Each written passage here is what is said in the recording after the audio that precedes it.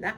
All right, so the first thing I want to talk about is the difference between independent and dependent. So if I use the words and just threw it out there and said, what definition wise, what is the difference between being independent and being dependent? What would you say? If I said you're a very independent person, what do I mean? I feel not relying on. There you go. You don't rely on anyone else. That's exactly right, Maria. So if I say I'm independent, it means I can stand alone. I don't need a lot of other people for help. I can totally do it. So most of us in this room are at that point, right? Or we're getting very close to that point where we're very independent and we can do things on our own. We stand on our own. If we're dependent, like 2 of my 3 still are very much on me, right? They're dependent still on mom and dad to help them, provide for them, give them a little extra help, and some are at different points. So that's where we're going to start today's lecture, the difference between an independent and a dependent clause. So we have clauses and phrases in English, and phrases can have subjects and verbs in them, but they don't make sense, or they're missing one of the other. They're missing a subject or they're missing a verb. Usually they don't have both, and they definitely don't make sense by themselves. A clause will have a subject for sure, will have a verb for sure, and it will either make sense and stand on its own and be independent, or it will not make sense on its own and it will be dependent, okay? So we have, I'm gonna do some real crazy handwriting because my handwriting's horrible, and we're gonna do it real quick so it'll be real sloppy, but nonetheless, here we go. So if I said the team practices daily, okay? Is that a sentence? Does it make sense? Yeah, so I could say this is an independent clause. It has a subject, team, it has a verb, practices, and it makes sense all on its own. So we say that that is independent. We can also, so we can call it an independent clause, but we could also call that a simple sentence. And we'll get back to that in just a little bit, okay? So it's independent. It stands on its own. It doesn't need anything else to make it make sense or to help it, right? All right, now we also have what's called a dependent clause. And we'll talk a little bit more about that in a little bit, but let me just give you an example, okay? So what if I said instead, even though the team practices daily? Okay, can I put a period there? Is this a complete sentence? What do you mean? Let's look at it. I have a subject, same exact subject. I have a verb. I have a subject, I have a verb. What is the difference between this that you said was independent, but now you guys are telling me this is not, it's dependent. It doesn't make sense. What's the difference? What's the difference in those two? It's not leading into the subject matter of why, even though the team practices daily. Right, you're left feeling like, where's the other shoe? When's it gonna drop? What do you mean?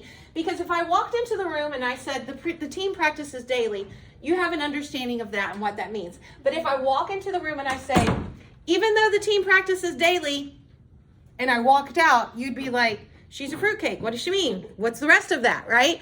And that's because it is now dependent.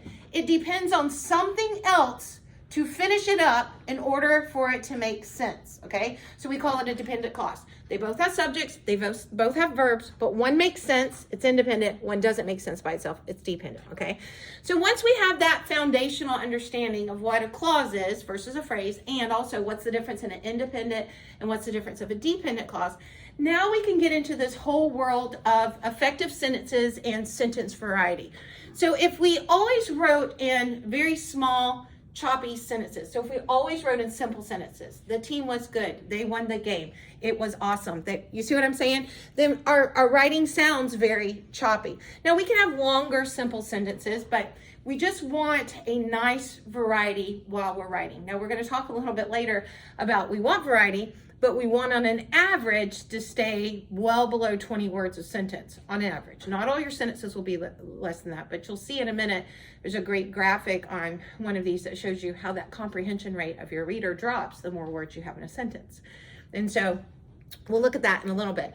So I can now use what I know about independent clauses and dependent clauses, and I can put them together to make different types of sentences, okay? So the first one we've already talked about. One independent clause equals a simple sentence, okay? But I can take 2 of those guys, I can take 2 of those independents that make sense each of them on their own and put them together and make what we call a compound sentence, okay? Think of a compound word. One word that means something, another word that means something. We put them together. It's a whole word. Same thing. An independent that could stand on its own, an independent that could stand on its own, and we put them together as one sentence together. Now, here's where a lot of students get into trouble. They know I can take and I can put two independent clauses together. What they don't know all the time is what is the correct way to put those two together, okay? And so there are three ways that we can do that. There's three ways that we can do it and do it effectively. And I know you guys on this video are not seeing all my sentences and they're a little backwards, but hopefully you'll look at the other PowerPoint and that will give you some examples. So three ways that we can do that. We can do that with a comma and a coordinating conjunction, okay? So I'm just going to put CC right now for space size, okay? So coordinating conjunctions. So think of the word coordinating. What does it mean? Ladies, we coordinate, right? We put accessories with outfits, or we coordinate our pants with a shirt. We're putting them together. We're making sure it kind of all goes and flows. That's what coordinating conjunctions do. They hook one independent to another independent. Well, actually, coordinating conjunctions can hook words. They can hook clauses, phrases, any of those together. Anybody remember the old conjunction? What's your function? Hooking up words, clauses, phrases, right? That's what coordinating conjunctions do. They can hook up words. I like peanut butter and jelly. They can hook up phrases. I like to run in the park and people watch in the park. So I can put phrases together, but I can also put two full sentences together. Here's the deal though, Pickle. You cannot use just a comma. It's not strong enough. A comma is not a punctuation mark that is strong enough to hook two sentences together. When you do that, you have one of the major writing faults, especially of novice writers, and that's called a comma splice. You've tried to put two independent sentences together with just a comma. Nor can you do it just with a coordinating conjunction. You've got to have both for it to work. You have to have the comma and the coordinating conjunction, okay? So what are my coordinating conjunctions? A really great way to remember that is fanboys. Think of one of those like boy bands, you know? Fanboys, you know? Mine, when I was in high school, was New Kids on the Block. Does anybody remember that? That's pretty old. Okay, thanks, Maria. Oh, the right stuff, right? And then way back when I was preteen, it was New Edition, Candy Girl. Yeah, okay, whatever. So I'm way past that now. So I don't even know who it is. But I think of that as fanboys, and then I can fill in for, and, nor, but, or, yet, so. These are coordinating conjunctions. They coordinate things, okay? So we've got simple sentences, one independent clause. We can put two independent clauses together with a comma and a coordinating conjunction. We could also hook two of them together with a semicolon because it is a strong enough piece of punctuation.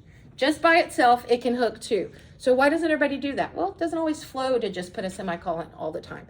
And then the last way you can do it is if you put a semicolon and then like a transitional expression like however,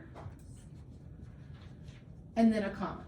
So these are the only three ways that you can rightfully put together, grammatically correctly put together two independent clauses, okay? Does that make sense? All right, so then the other major one, and there's also what we call compound complex, but we're not going to go into that one a lot today. It's basically you just mix the two together.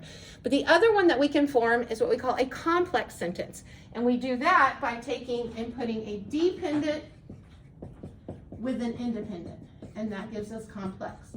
So we take one that can't stand by itself, like this guy, and we put it with one that can, okay? So for instance, we could say, even though the team practices daily, comma,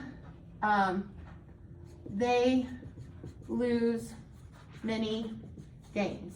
Poor team, right? I don't know. So this stands on its own. They lose games. So this is what we call independent. This is what we call dependent. So we put a dependent and independent together to help it make sense, right? Because this one is now dependent upon this one in order to make sense or make its complete thought.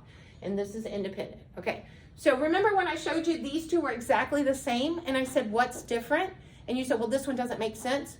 The only thing we changed was this right here. This is called a subordinating conjunction. So we have coordinating conjunctions that can pull two things together, but we also have subordinating conjunctions. Now, where have you heard the word subordinate before? In the military, at work, you're my subordinate. What does that mean? You come under me. You're not as strong as me. You're not as powerful as me. So subordinating conjunctions hook two sentences together, kind of like the coordinating conjunction does, but it does it in a different way. It handicaps what would have been independent and uses that to make it dependent, which then hooks it with an independent. That makes sense. So these are a little harder to memorize. I don't have a real cool gimmick like Fanboys for you.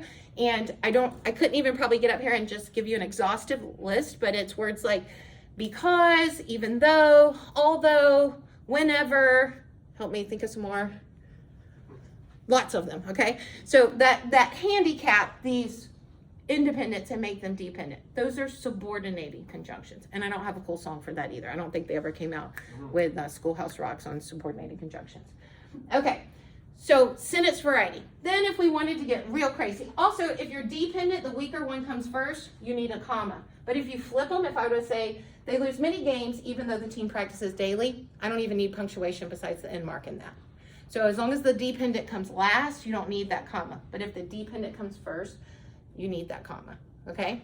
Now, so I can do independent, one independent, that's simple. I can put two independents together, as long as I'm doing it right, that's compound.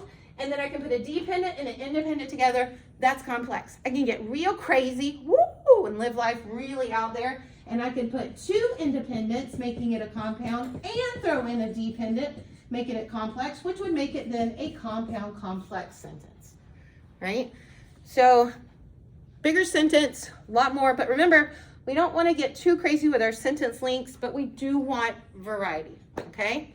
Now, the other major thing that I wanted to kind of just hit, and then I'll go to the PowerPoint, we'll kind of go over it very quickly, just certain spots, is that there are what we call major writing faults, or there's these two faults that most writers fall prey to in their writing, and you guys will see it all the time and can probably pick it up, and those are these two things. One, sentence fragments. People write in fragments. In other words, they'll write like this, even though the team practices daily, period. They lose many games, period. They, in the writer's mind, they feel like, well, the next thing's there, so it makes sense. But once you put that end mark there, you are telling the reader, this makes sense all by itself and it's a sentence. And that is not the case, which then makes it a fragment. A sentence must do three things. It must have three components. It has to have a subject, it has to have a verb, and it has to make sense. If it's lacking any of those three elements, it's not a sentence, it's a fragment. And a lot of times it's a fragment because we start with something like this. That's why in grade school, a lot of your teachers, and one of my classes hit this early on, they were asking me questions, and they said, I was taught you could never start a sentence with and, or but, or because, right? Anybody was taught that? It's not technically true. If you go through and you look at books and you read literature, you're going to find many, many sentences that start with because, or and, or with but.